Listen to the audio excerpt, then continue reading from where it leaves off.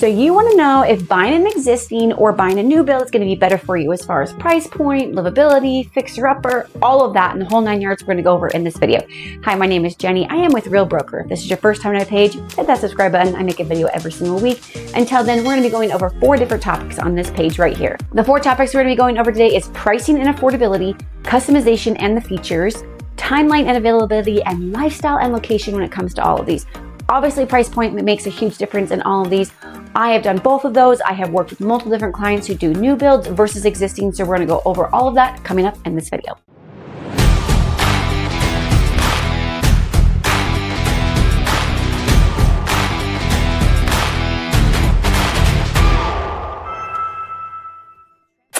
Pricing and affordability when it comes to new build or existing. Now, these are quite different. So when you're building a new build, obviously you're getting brand new appliances, new carpet, new paint, new everything. Sometimes there's some pros, sometimes there's cons that comes with both of those. A lot of people like that fresh smell, that fresh look, but it does come with a price. Typically, let's take a townhouse. You're looking at a townhouse here in Utah. If you're looking at a townhouse that's about 5 years older, you're going to be about $15,000, $20,000, sometimes $50,000 difference versus a new build with the same square footage, same bedroom, same layout. And the majority of the time, those basements in those townhouses, if they have a basement, is going to be unfinished. Majority of your townhouses in Utah or single family homes, new builds have unfinished basements. Perfect opportunity for construction workers to come in, get some business in there to finish your basement. But the majority of the time when you're looking at an existing home, the basements are finished. So when you're looking at the square footage might be the same, whereas one has a finished basement and one does not. One has newer appliances, one doesn't. We're talking about a 5-year difference, or one's 5 years old and one's brand new. Now, if you're looking for something completely older, let's say 15 years or later, there is a huge price difference. With that being said, older homes about 15 years older typically have more square footage and have more land.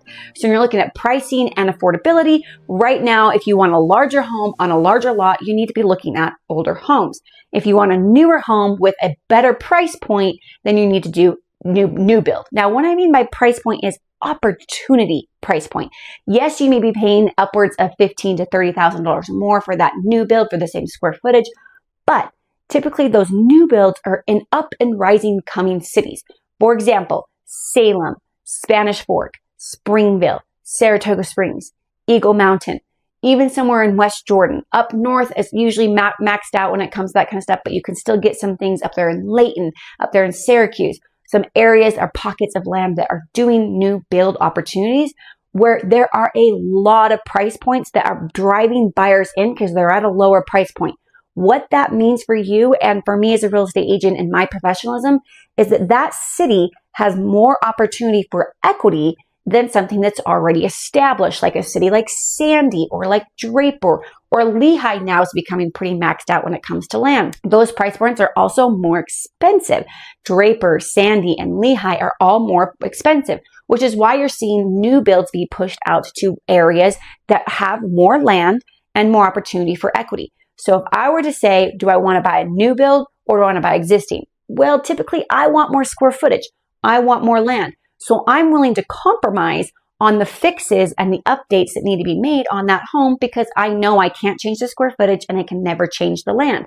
So when you're looking at, can you afford that existing home with the extra square footage and the extra land? It's typically about the same price, if not maybe even a little bit more. You are seeing older homes be more expensive than those new builds because they are in those more established cities. That doesn't mean that's not possible. I live in Eagle Mountain. It's an up and coming city. It's very affordable. And there is a ton of new build out here. We're having builders, about 5 to 10 different builders out here in Eagle Mountain. Same thing in Springville, same thing in Spanish Fork, and even over there by Daybreak. And I've done videos on Daybreak on this stuff. But when it comes to pricing and affordability, it's going to come down to what you really want. Do you want new fixtures? Do you want an unfinished basement? Is price point really the most important to you? Are you willing to go outside of the majority of the most expensive cities to get the price point you need? So for example, I could be looking at an existing home in Sandy or a new build in Saratoga. They're about 30 minutes away from each other in commute time. But right now you can actually get a better price point for a new build in Saratoga Springs versus in Sandy where you're getting an older home, but because she's an established city and she's more convenient, she's going to be more expensive. But let's take it back to Utah County. Let's say that you want to get a new build in Spanish Fork versus, let's say, Orem, an up-and-coming city. I've got flies all around, guys. It's fall season time. So you're going to see me doing this a couple times in my video here. Price point in comparison over there. Orem's pretty maxed out. She's got older homes, but she's more expensive than Spanish Fork. So it's going to come down to square footage, unfinished basement, what makes sense for you. Here's the hiccup. Right now, if you're watching this video, we are in fall time of 2025. Builders are giving massive amounts of incentives, closing costs, giving down, modifying their price points, giving points towards interest rates. There's a lot of things that builders are doing to try to be competitive. Sellers who are selling existing homes, hopefully their realtors are aware of that so they can be competitive on that as well. So there's topic number one. Let's move to the next one. Number two, customization and features, which is really going to come down to your personality type. I'll be honest, if you've seen my other videos, you know I live in an older home. I'm currently in my home because I'm all about having those special eclectic layouts, different features. I've walked into so many new builds as a real estate agent. I can just tell you what year it was built based on the layout that it's at, especially townhouses. So they're all, to me, look the same. And I don't necessarily like that. And that's probably because I've been through a lot of them. You might like the freshness of the new build. It's all going to come to that personalization of what you want to do. You may not want to be that person who's going to knock down walls, or who wants to put a new toilet in, or, who wants to fix a vanity, or who wants to paint the walls. So you want that fresh look. You want to just walk in, clean, and be done. Maybe you don't want a large yard. Maybe you just want something simple. Maybe you're looking for an investment property. There's a lot of pros and cons of investment properties from new and old as well. So lots of questions. If you're looking for an investment, leave me a comment below and we can definitely talk about it. That's a whole different ballpark right there. When you're talking about energy efficiency when it comes to features, a lot of new builds are getting these tankless water heaters, and I definitely want a tankless water heater. You're talking about maybe possibly a radon system. We're having a mitigation system in an older home. New builds do not have those, which is why I always recommend to get radon testing here in Utah because of the soil here in Utah. I always recommend getting a radon testing done in your home. If it's an older home, you consider other testing as far as mold or whatever. But when it comes down to customization and features, maybe you want a custom new build. There you can definitely work with the builder. A lot of builders right now with subdivisions are not doing custom features. They have what is called a design package. The design package, you can either get design A, B, and C. This one's 10 grand more. This one's 15 grand more, depending on if the granite, depending on the paint color, depending on the natural wood color, those kind of things is what the new builds are saying. Like you can get this package, and this package. Because of the price point here in Utah, they're realizing that people don't have as much cash flow to pick and choose from what kind of custom features that they want. With that being said, if they haven't actually started the build, you might be able to have some of those conversations with the builder and say, hey, we would like to have a 4th bedroom on the 3rd level, or hey, can you add a finished basement, or hey, what does it look like if I want to add fencing in the backyard? Those are conversations that we can have with a builder, and every builder is going to be different with that. Whereas if you're building and if you have an existing home, it kind of is what it is when it comes to features. You can't really negotiate.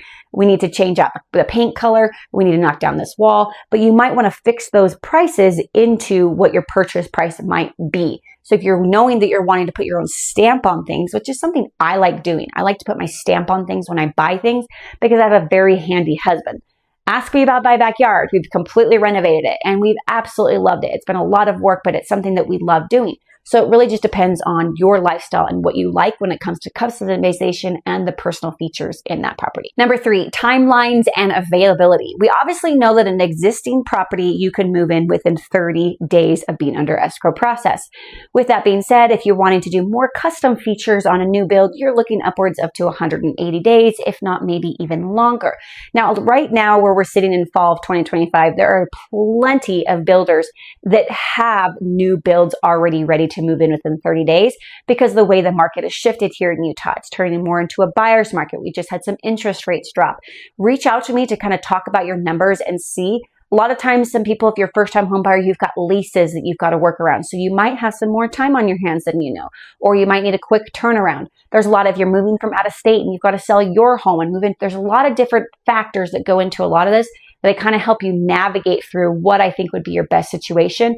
And if you want that new build, then we have to work around with what the builder can do and what they can't do. They're dealing with permits, they're dealing with the city, they're dealing with lots of different factors at play, which is why the majority of my clients end up buying the existing new build that is already there. On top of that, builders will give more incentives because they're trying to turn over those homes so you can actually get a better deal on an existing home that's ready to move in within 30 days than you would on actually building from the ground up. But it all really just depends on where the builder's at. Maybe it's a new development and they want to get stuff going.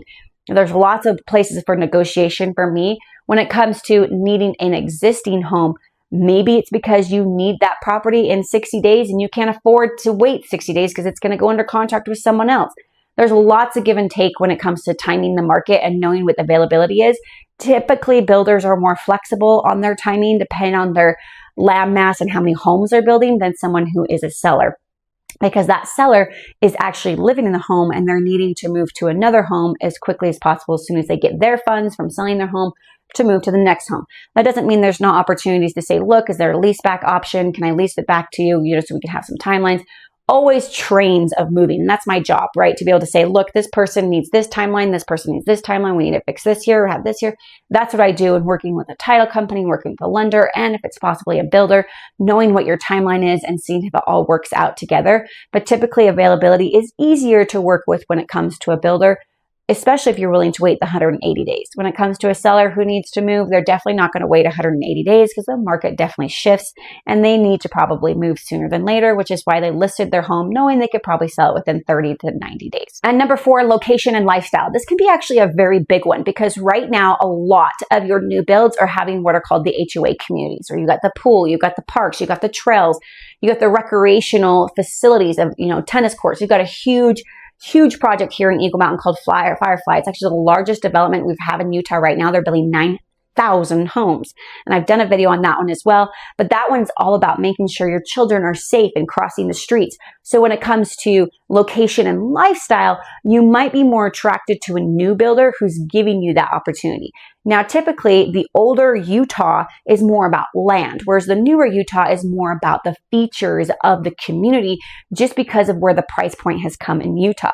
Especially your first-time home buyers, they're buying more into that community where it's daybreak, whether it's, edge homes with, massive complexes. You've got the condos mixed with the single family, mixed with the townhouses, creating an entire community of people. I know plenty of builders who are building $1 million homes across the street from townhouses. You may like that, you may not like that. So when you're dealing with a new build, those are things to consider, that builders are actually coming in and building communities. We have a 5-minute community being built over there in Vineyard by Orem, which I've done a video on that as well. And we also have a 5-minute community being done in Bluffdale where the old prison used to be, where they're also building a huge community. Utah is selling these communities where it's a lifestyle.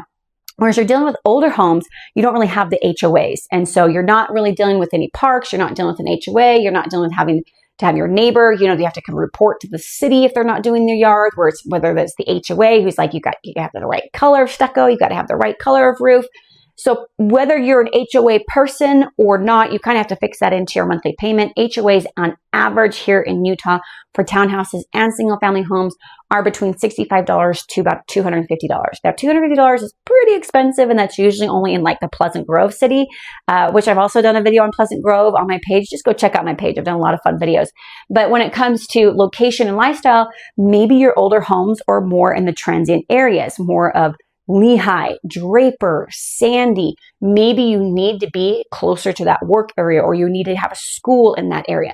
And there's not a lot of new builds in that area, so you are needing to focus on more of a existing home. Sandy's definitely an older home area. I've also done videos on that one on my page.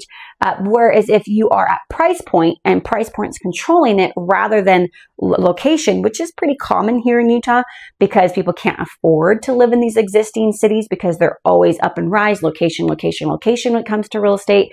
They're being pushed out to cities like Eagle Mountain, Saratoga Springs, Spanish Fork, Springville, where they have more land opportunities for builders, where you're seeing 5, 6, 7, 10 different builders that you could actually have a lot more options to pick from and better price points because they're an up and coming city. They're not all about the metro and the location. So again, it's going to come down to what's controlling the situation. Is the price point, or is it you need to have this certain school, you need to live by your work? All of those things are going to come into factor when it comes to lifestyle and location. But if you are looking to move in, let's have a conversation and just look at your numbers and see what is that driving factor. Can you afford an existing home, knowing that there's going to be fixes and updates, knowing there's not going to be a tankless water heater, knowing that maybe you're going to have some older paint that you're going to have to paint over, or maybe you're going to have a backyard that has more maintenance, but maybe you want the backyard, or maybe you love the idea of a new build where it's fresh, it's clean, you're getting the color you want, it's crisp, you like the HOA, whatever it is. Let's talk about the numbers and see where your price point is at. I do have a link down there. You can set me up with on Calendly. If it's not working, just shoot me a text. I do great with text, or give me a call, or stalk me on my social medias. I'm on Instagram and I'm on TikTok. Those are my big spaces. But until then, you guys, I hope to see you guys in my next videos.